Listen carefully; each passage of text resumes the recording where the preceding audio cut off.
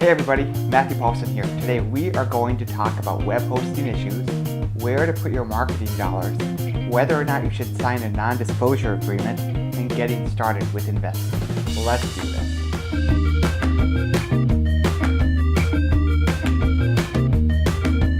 This is officially episode 10 of Startup Q&A, the online video show that helps startup founders, entrepreneurs, and small business owners grow their businesses faster and achieve their dreams of financial freedom.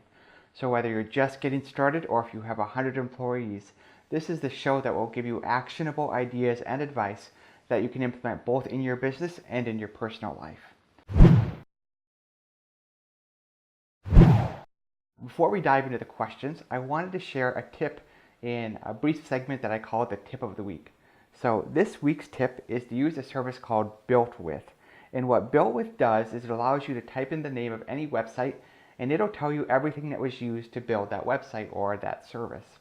So if you have a competitor's website or just a website you really like and you want to know what tools they use to make it, Built With will tell you.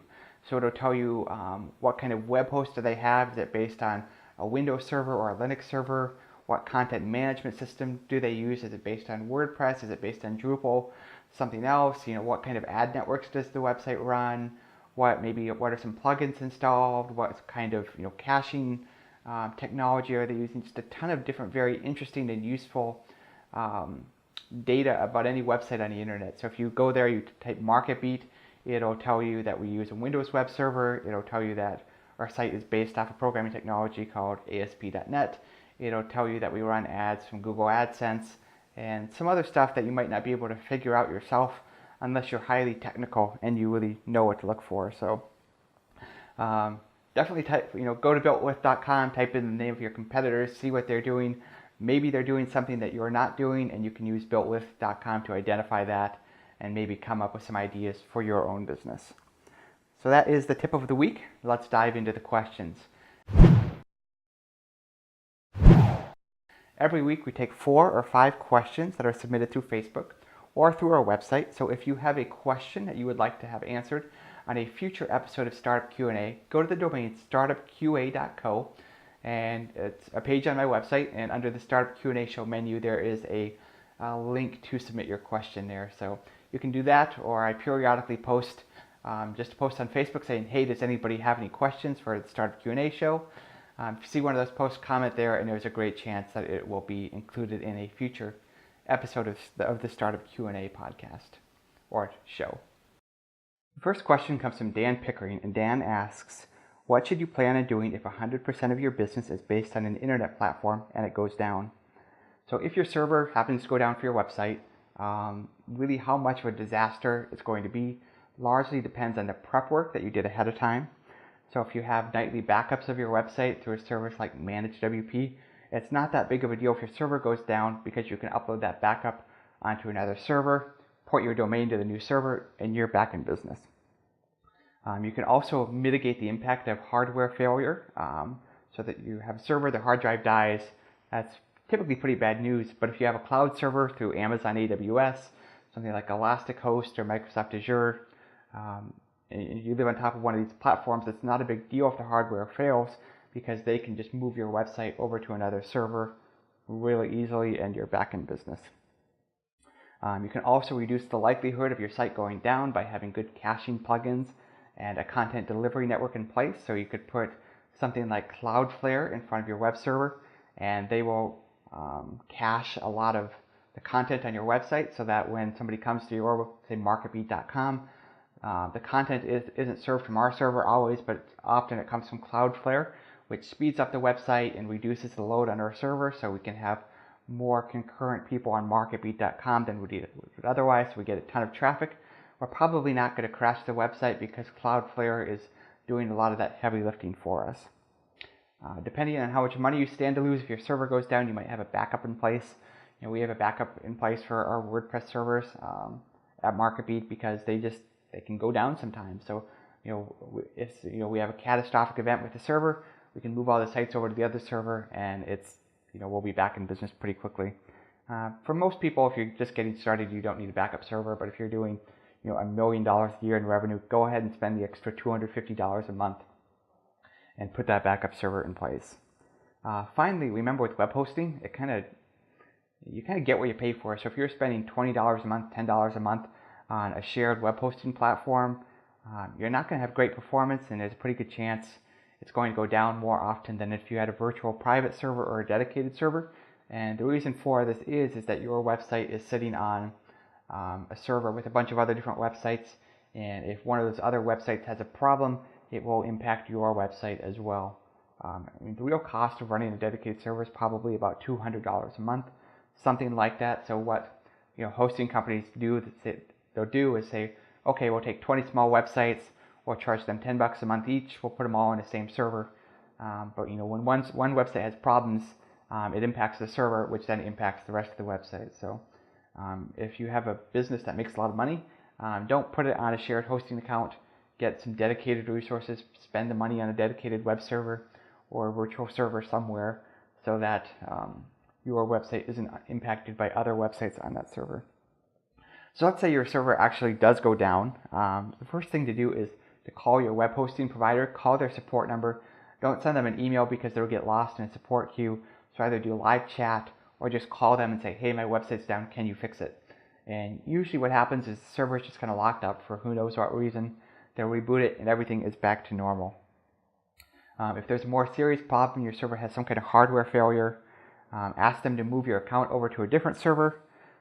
Don't expect them to have backups of your web server. Sometimes they do, sometimes they don't.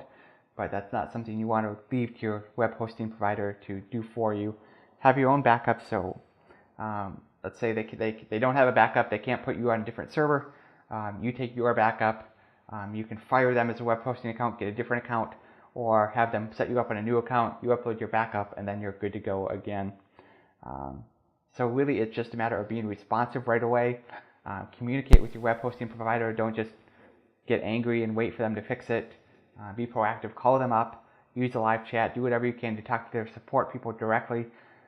More often than not, it's usually a pretty easy fix.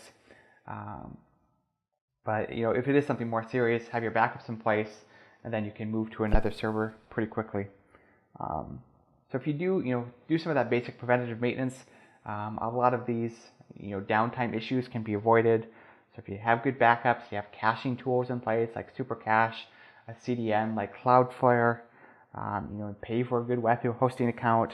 Most of these things just don't happen.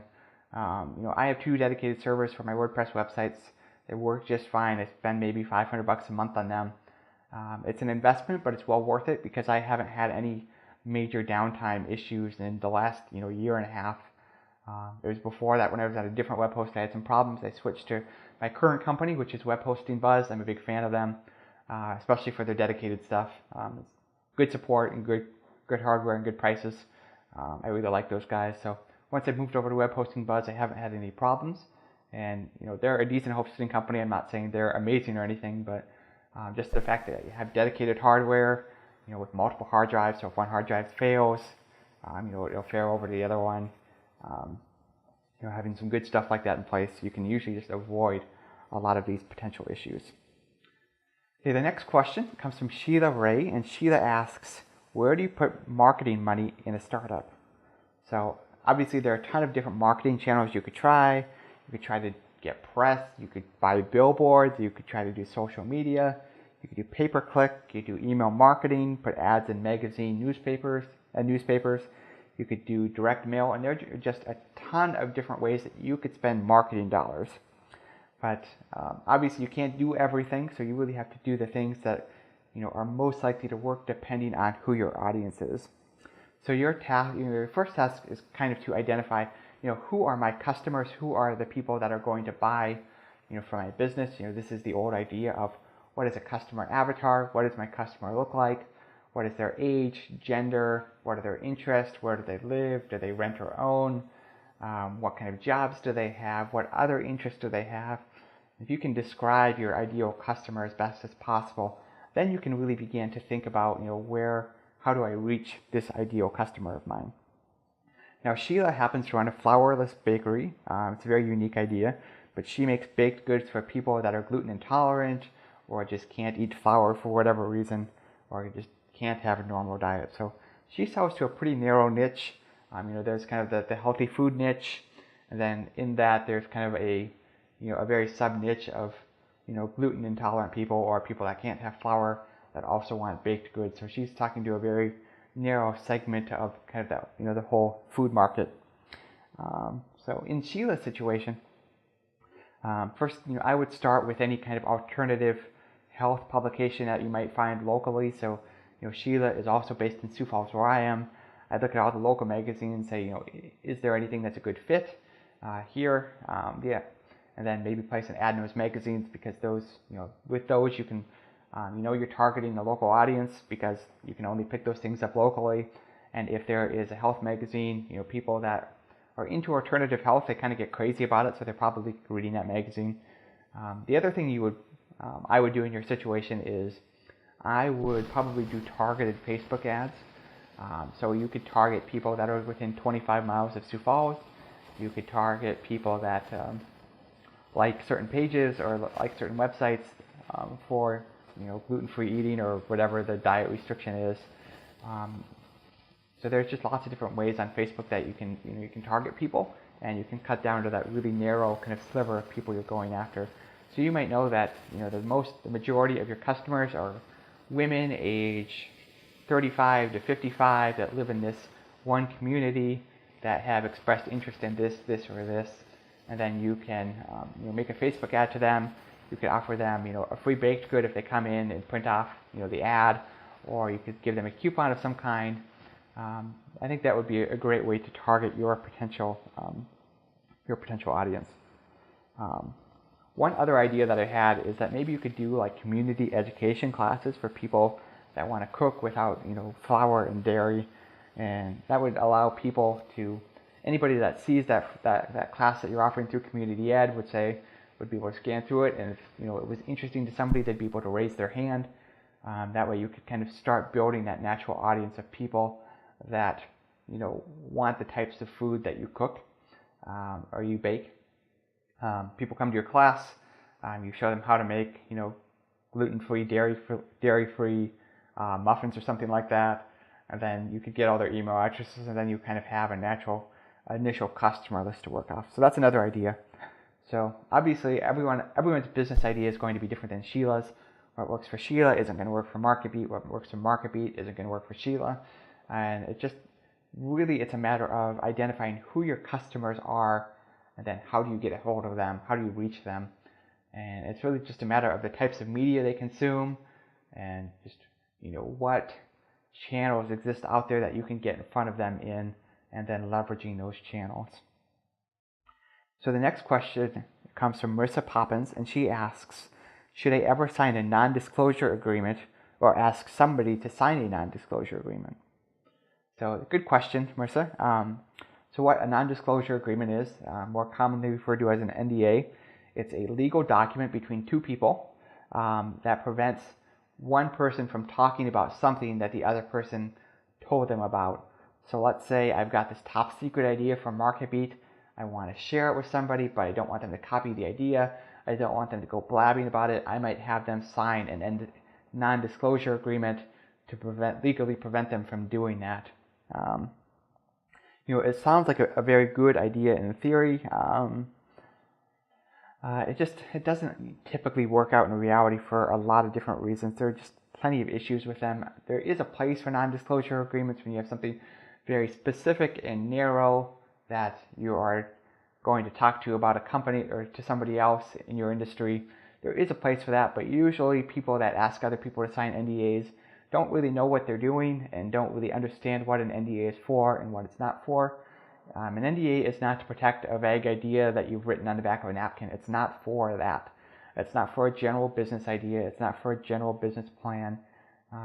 It's just overkill for that. So I don't sign NDAs because there's typically never a benefit for me to sign an NDA. Somebody wants my help, and they say, I'd love to meet you for coffee. I want to talk to you about this idea with you, but first I need you to sign this NDA. At that point I just say thanks, but no thanks. I don't sign NDAs. That's just a matter of course. If you want to talk to me, happy to talk to you, but I'm not going to sign your NDA. And the reason I don't sign them is just there's no real financial or any kind of benefit for me to do it. I'm really just locking myself into a legal agreement for no real benefit to me. So it's just, there's no good reason to sign somebody's NDA.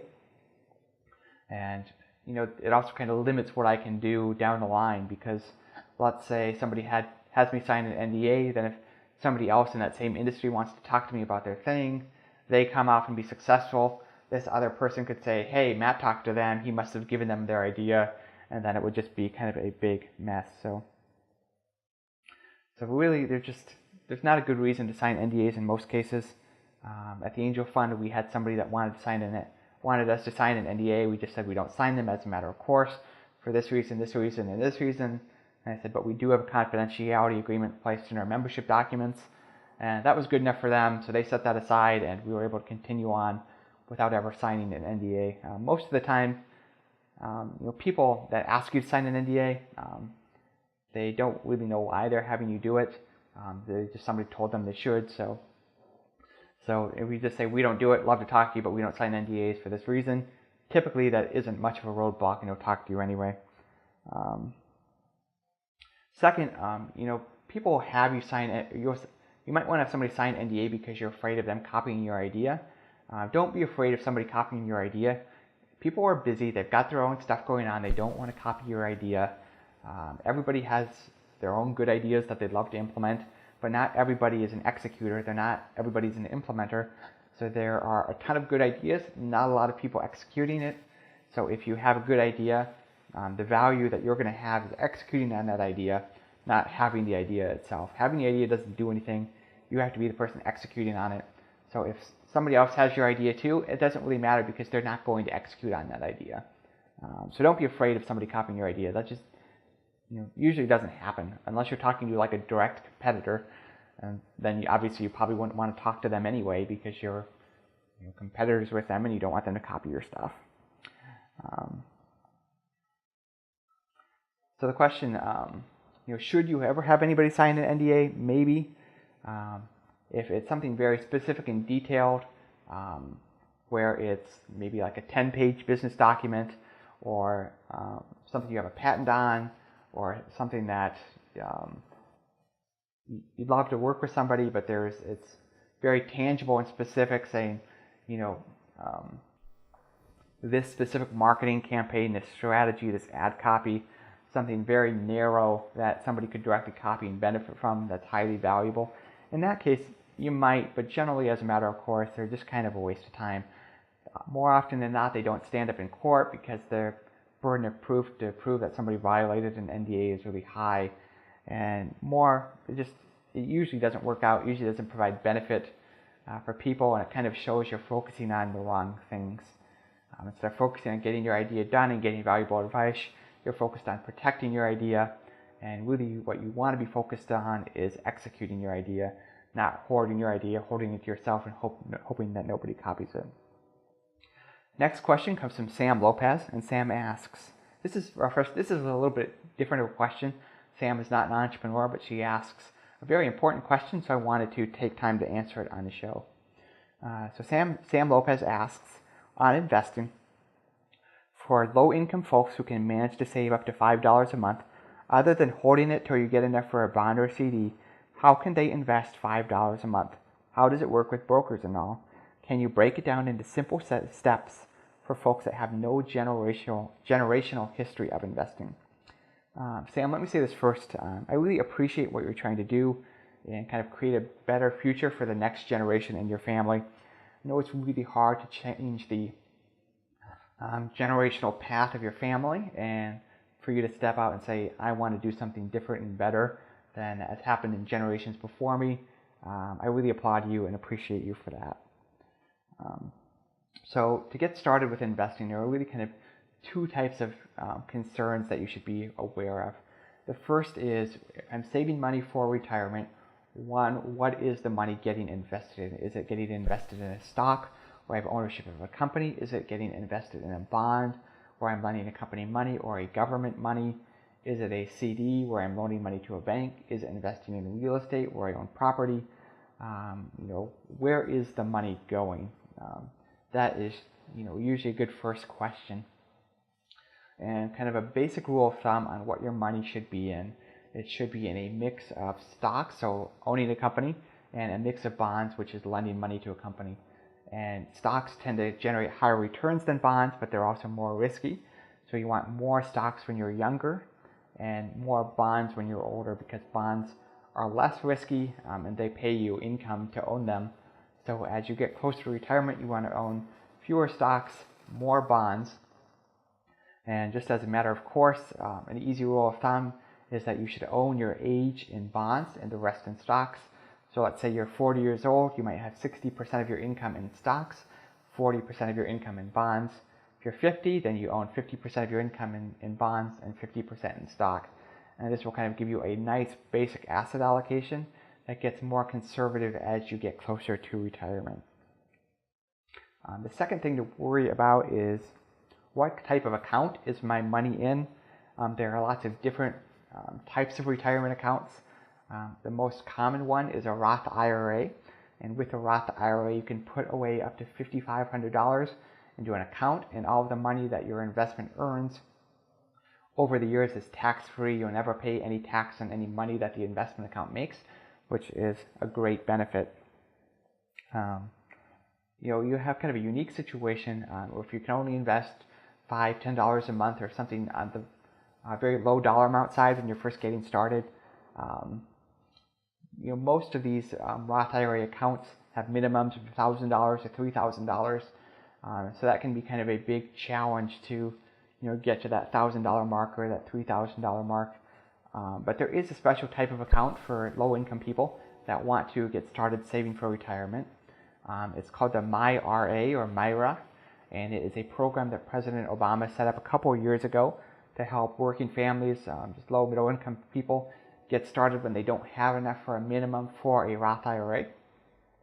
So what this program is, it's kind of functions like an IRA or a Roth IRA. You can put as little as $5 a month into it.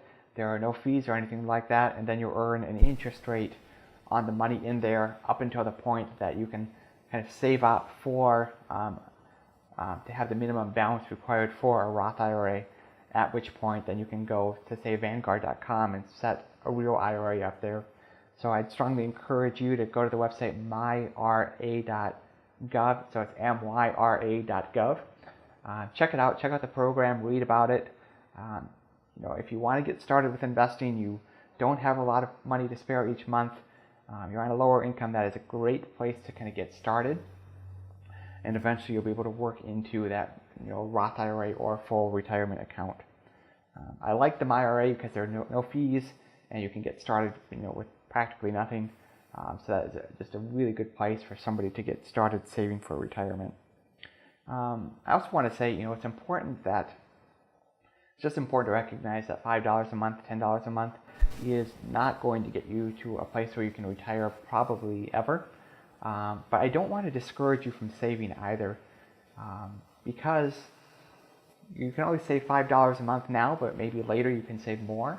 So I think it's probably more important that you start the habit of saving for retirement more than how much you actually put away each month.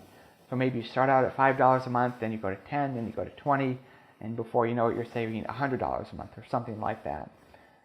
Or maybe next time you get a raise, instead of spending that raise, you put your raise towards your retirement account, or maybe you figure out how you can get a part-time job or just some extra income you can make every week for $20, $25, and you can put that into your Roth IRA. So if you can find a little side job, or you're doing who knows what, and if you put that money into your Roth IRA or your MyRA account, that will compound that money a lot faster. So I really think it's important to start that habit of saving, and then eventually you'll figure out ways to figure out how you can save more for retirement.